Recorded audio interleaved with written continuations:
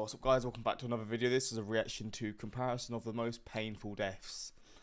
I don't really know how this video is going to go down. I think it's like 3D printed stuff, like just sort of showing like this. I don't know if it's animated or if it's just going to be like a still image, but yeah, this video just caught my eye because of that.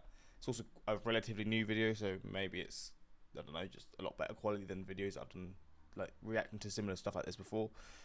This is the earliest I've done reactions for probably over a year. It's so hot in the UK at the moment, so I'm trying to get the videos done really early because it's still somewhat cool, although I'm pretty sure it's like 23 degrees even at 8 o'clock in the morning, so I'm feeling it, but hopefully I'll be done by 10 o'clock doing the actual recordings, so I don't have to stress, because when I do recordings I have to have the windows shut because the sound's too much.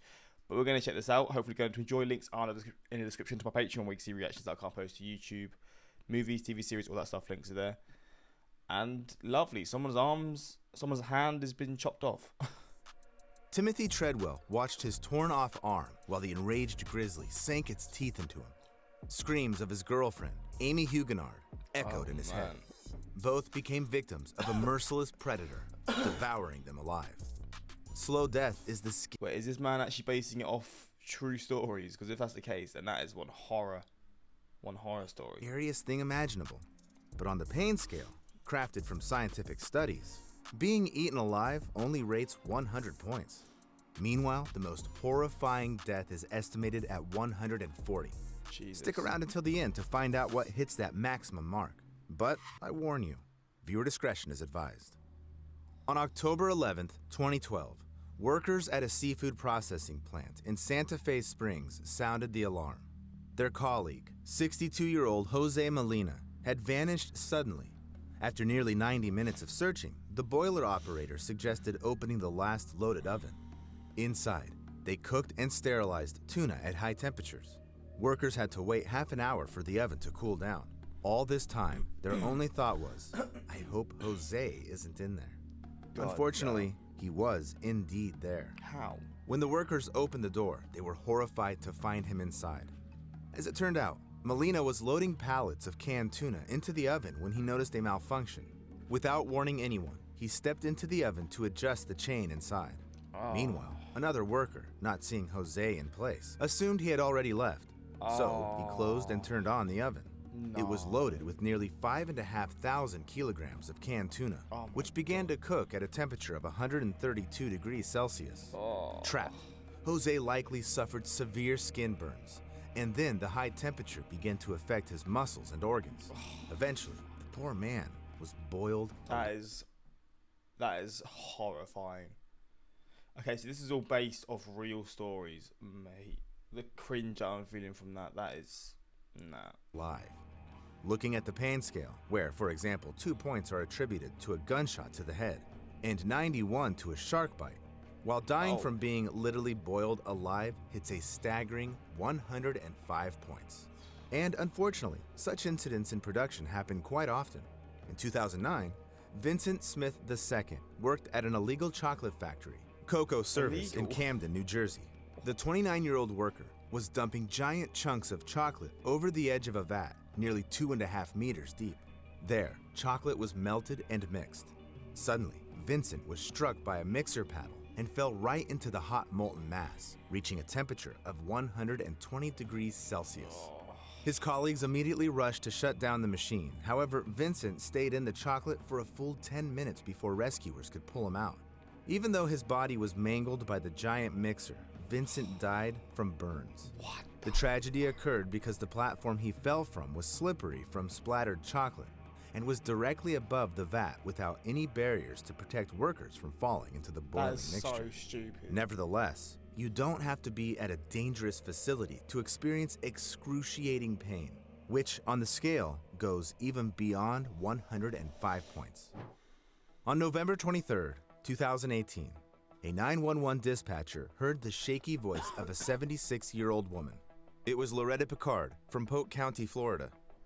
I think my house is on fire, and I'm here alone, and I'm on a walker. Firefighters were immediately dispatched to her house. The dispatcher told the woman to leave the building and go outside, to which she replied, Couldn't, honey, yes, I wanted to. That nervous laugh at the end just breaks your heart. Oh. Loretta had recently undergone surgery and couldn't move quickly without assistance. Plus, she couldn't see anything through the smoke.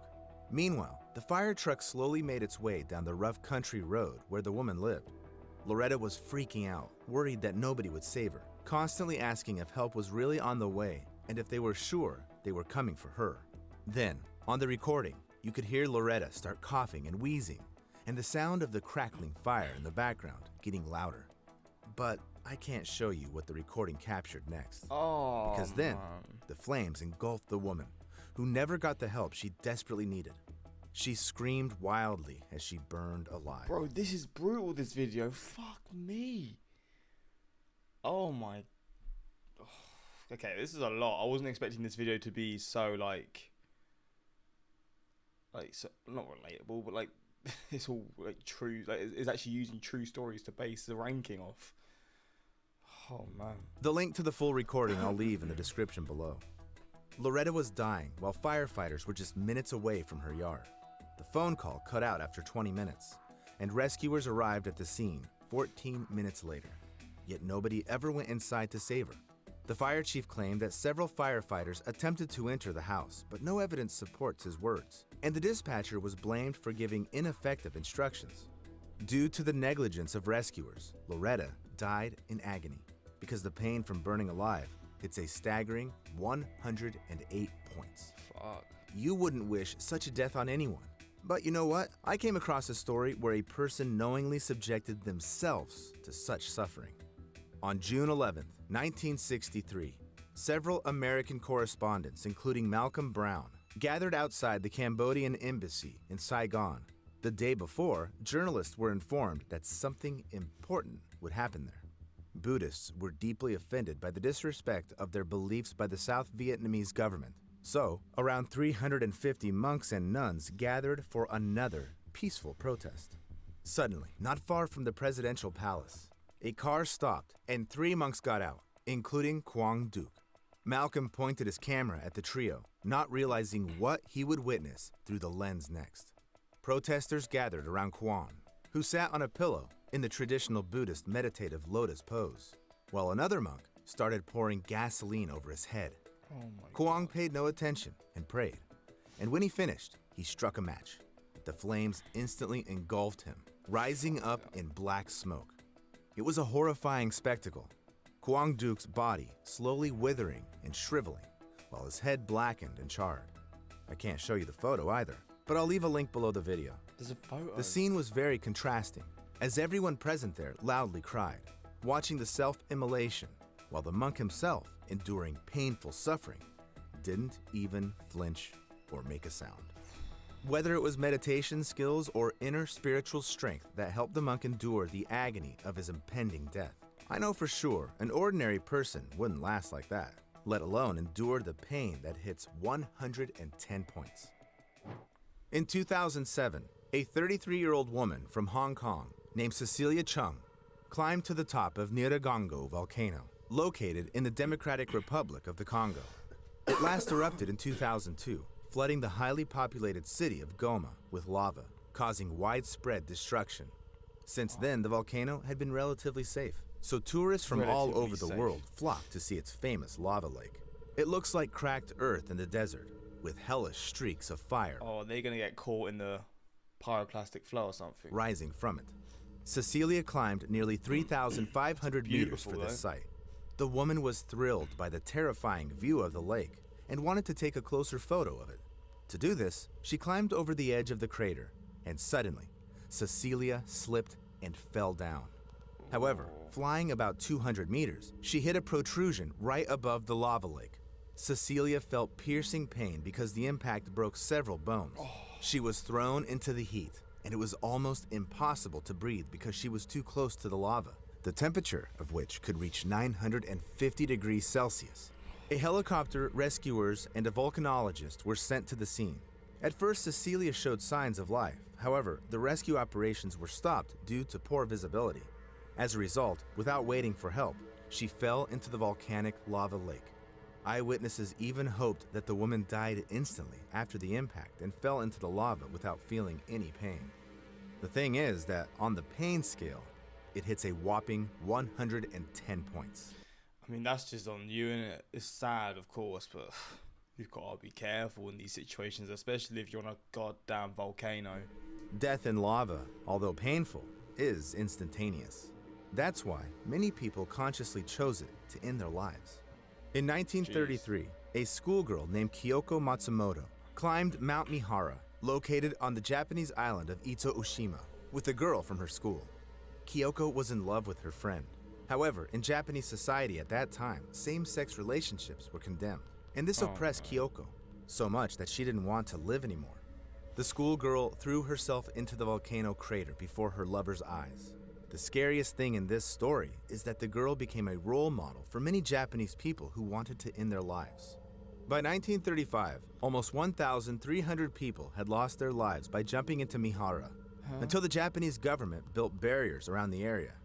Still, as countless stories show, people often ignore such prohibitions. In 2016, Colin Scott and his sister, Sable, I know, this is the hot springs, isn't it? I remember seeing this one. went on a tour to Yellowstone National Park, known for its geothermal spots. They really look fascinating, but getting close to them is dangerous. The water here may not be as hot as lava in a volcano, but still, the 96 degrees reached by the local water bodies are enough to cause burns and even kill a person. But Colin and Sable ignored numerous warning signs and crossed the restricted area. Suddenly, the guy slipped and fell into the hot water near the Pork Chop Geyser. Such a death is more painful than death in a volcano because, in a hot spring, it doesn't happen instantly, but slowly. Moreover, in almost all the park's water bodies, acid sulfate liquids are present to a greater or lesser extent. So when Scott's sister returned with a few rangers, only parts of her brother's head, torso, and arms were visible in the hot spring. By the next morning, Colin's body had completely dissolved. Jeez. It seems that there couldn't be worse pre-death suffering, but, in fact, there could be. Dissolving in a geyser is far from 140 points on the pain scale. On September 13th, 1987, in Goiânia, Brazil, the owner of a local landfill, Devair Ferreira, invited neighbors, relatives, and friends over to show. I'm going to assume something like being eaten alive, but then the shark bite was like 90, so I guess maybe not. God, I don't know what could be 140. Them his interesting find. Devair showed them a strange powder. It was sparkling so mesmerizingly that guests rubbed it on their skin like glitter and took it with them to give to someone else. Yet none of them had any idea what this powder really was. The thing is, the man brought scrap metal, and someone brought from a neglected hospital a metal capsule to his landfill. But those who did it didn't realize they had taken it from a radiotherapy machine. Devair Ferreira ordered the capsule to be cut open, where he found the powder, which was actually radionuclide cesium-137. Don't know what that is, but it sounds lethal. It is used in treatment to create a source of gamma radiation capable of affecting human cells. Oh my days. It's specifically directed at cancerous tumors. But if the radiation isn't controlled, it'll also affect healthy cells. Devair, not realizing it, set off a deadly domino effect. So about 250 people came into contact with the powder. Maria Gabriela Ferreira, the wife of the landfill owner, began to suffer from hair loss and internal bleeding. One of Devair's hired workers, Israel Bautista dos Santos, developed serious respiratory and lung complications. The other one, Admilson Alves de Souza, had his heart affected. However, the most affected was Devair's 6-year-old niece, Leide das Neves Ferreira. She was placed in an isolated hospital room, but the staff was afraid to approach the child. The girl gradually developed swelling in the upper part of her body, hair loss, kidney and lung damage, and, just like Gabriela, she suffered from internal bleeding. On the pain scale, these feelings hit a whopping. Oh, we're not at 140 yet. Oh, so it's just radiation exposure. Flipping hell. That story's crazy, by the way. 125 points. All the people who came into contact with the blue powder got various diseases, and this quartet later died. All the items touched by people who came into contact with the powder were buried in a repository on one of the city's mounds and marked for use only in 300 years. Such cases in ordinary life are pretty rare, but people who work directly with radioactive elements risk painfully dying literally every day. On August 21st, 1945, less than 2 weeks after the bombings of Hiroshima and Nagasaki, Harry Daghlian was working with a plutonium core at the Los Alamos test site in New Mexico. He used tungsten carbide bricks to create a barrier around it because the bricks reflected neutrons coming out of the radioactive plutonium back. But when he started laying bricks around the core, he suddenly dropped one of them right on him. At that moment, the brick caused an uncontrolled nuclear fission chain reaction. It covered the scientist with a deadly dose of radiation of 5.1 sieverts. After receiving a radiation burn, a person experiences countless excruciating sensations at once. The skin blisters and ulcers, after which the vessels in it burst, and the person dies. In addition, due to the high dose of radiation, you feel how each of your organs slowly fails until you die. And that's exactly what happened on the 25th day of Harry Daghlian's suffering. The slow death from radiation and all the previous steps on the pain scale are united by the fact that these pains weren't inflicted intentionally on the victims.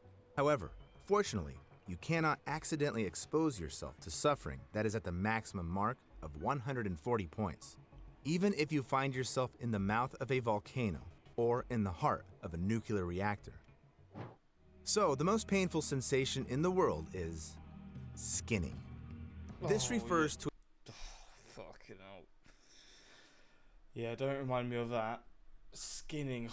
Yeah, I can definitely agree with that. That's probably, I mean, it is just something so unimaginable. My days. a specific torture. Before it, the skin was softened using sunburns or hot water. Then, the torturer made incisions starting from the least sensitive parts of the body and ending with the delicate skin of the face. The process was designed to keep the victims alive as long as possible, maximizing pain.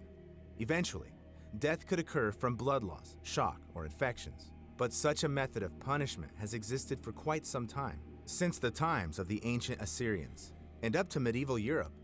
Nowadays, they don't do it anymore. At least, it's definitely prohibited by law.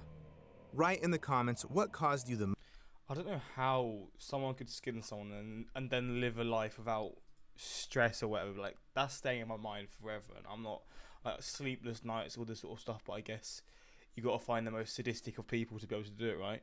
Mad respect to the guy who went through all these deaths to tell us which one was the most painful. What I learned is burning to death is more painful than burning to death. Yeah, like burning to death from an oven, like being cooked alive, isn't as bad as dying in a fire. They're all just horrible, aren't they? But then dying in a hot spring is even worse, you know.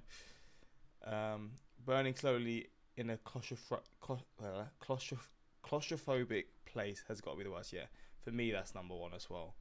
But hey, I'm not here to try and compare them, you know. I'm not ever planning to test these out, so yeah, we'll just keep this list how it is. But yeah, hopefully you enjoyed this reaction, and until next time, like, subscribe.